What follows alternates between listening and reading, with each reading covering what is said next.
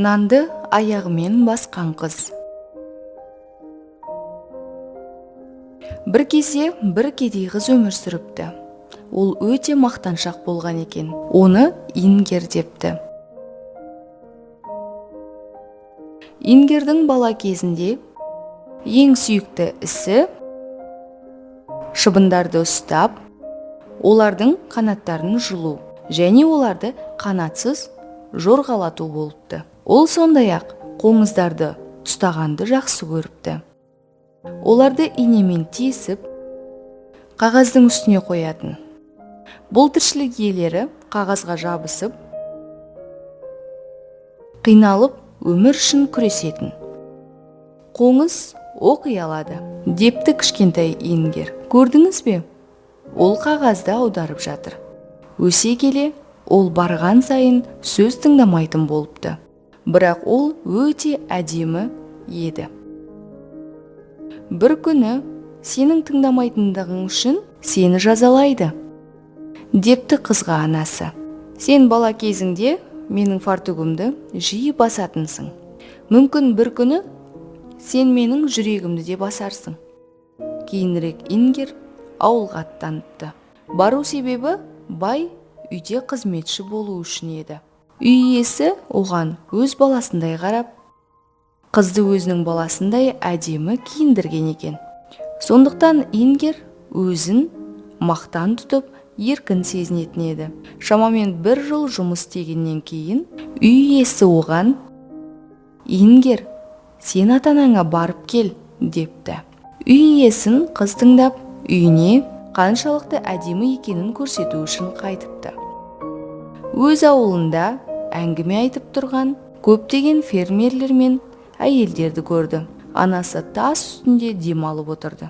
Ал анасының жанында орманнан жинаған отындар жатты. Ингер осының бәрін көргенде бұрылып артқа қайта кетті. Себебі осының бәріне ұялған еді. Мұндай әдемі қызға жыртық киімдегі анасы болмау керек еді. Қыз бұл нәрсеге еш қысылмады. 6 ай өткеннен кейін үй иесі: «Ингер, сен ата-анаңа қайтып, оларды көруің керек. Мен саған ата-анаңа беретін нан берейін. Олар мүмкін сені сағынған болар», депті. Ингер ең әдемі киімін және жаңа аяқ киімін киіп үйіне аттаныпты. Ол көйлегін көтеріп абайлап жүрді. Себебі аяғымен көйлегін ластап алмас үшін еді. Алайда ол батпаққа жеткенде ол алаңдай бастайды. Өйткені оған ұзын лас жолмен жүру керек болды. Қыз нанды лас жолға тастап, нанды басып жүрсе, көйлегі мен аяқ киімі таза қалады деп ойлады. Алайда ол нанды аяғымен басып, ары жүруге дайындалғанда лас суға қыз құлап түсті. Шын мәнінде Ингер батпаққа құламады. Ол шырын жасалып жатқан шырынға құлап түсті. Шырын толық жасалмағандықтан қышқылы ес шығып тұрған еді.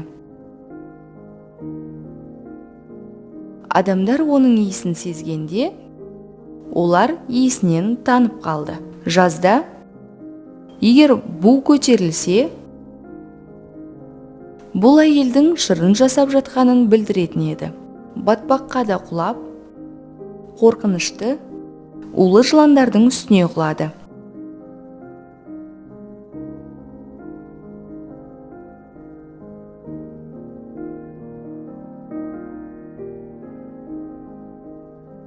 Ол тоңып, нанды басып еді. Нан қызды кенет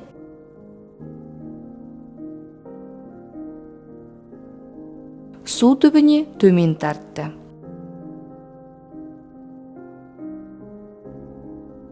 Қыз тас мүсінге айналды. Бірақ оның жүрегі соғып тұрды. және ойлана алып аштықты да сезді. Егер бұл жалғаса берсе, мен бұны көтере алмаймын, деп ойлады қыз. Содан кейін оның басына ыстық көз тамшылары тиіп, бетімен кеудесінен сорғалап ағып, барып нанға түсті. Тағы көз тамшысы және бірнеше тамшылар тие берді. Кім Ингер үшін жылайды? Оның анасы жоқ па? Қыздың анасы қыз үшін жылап, көз жасы өз баласына ағып тұрды. Анасы тіл қата. Менмендік сенің шұңқырға құлауыңның себебі. Сен нанды баспауың керек еді. Сен анаңды қатты ренжіттің, деді. Сондықтан ата-аналар Ингердің тарихын балаларға айтуы керек, және оларға тамаққа мұқият қарауды, өз бетімен болмауды үйретуі керек. Бұл әңгімені балалар естігендерінде, ол қыз тәртіпсіз екен, және ол жазалануы керек, дейді. Бірақ бір күні ауырсыну мен аштық оның денесін азаптағанда, бұл әңгімені өте ақкөңіл кішкентай қыз айтқанда, кішкентай қыз жылап жіберді. Ол ешқашан енді қайта орала алмай ма?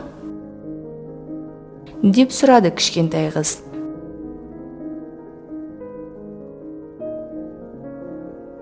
Жоқ, ол ешқашан орала алмайды. Егер Ингер өз қателігін түсінсе және ондай қыз болмайтынына уәде берсе, қайтып орала ала ма? Бірақ ол ешқашан кешірім сұраған жоқ, деді баяндаушы адам. Егер ол кешірім сұраса, мен өте қуанышты болар едім, деді ақкөңіл кішкентай қыз. Ингер бұл сөздерді естіп, жылағандықтан денесі дірілдеді. Ингер ешқашан бұлай жыламаған еді. Ол өте аянышты еді. Сезіне, кешірім есігі оған ешқашан ашылмайтын. Ол мұны түсінгенде, жарық сәуле кенеттен тереңдікке түсіп, жарықтандырды. Ингер түтінге айналып, түтіннен құс ұшып шықты.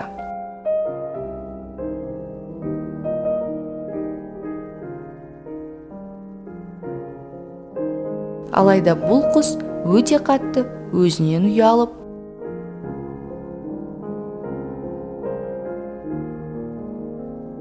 ол қабырғаның тесігіне кіріп, жасырынып қалды. Ұзақ уақыт бойы құс тек әдемі табиғатты көруге ғана шығатын. Оның айналасындағы барлық заттар өте әдемі еді. Таза ауа, ай жарқырап тұр. Бұталар керемет иіс шығарып,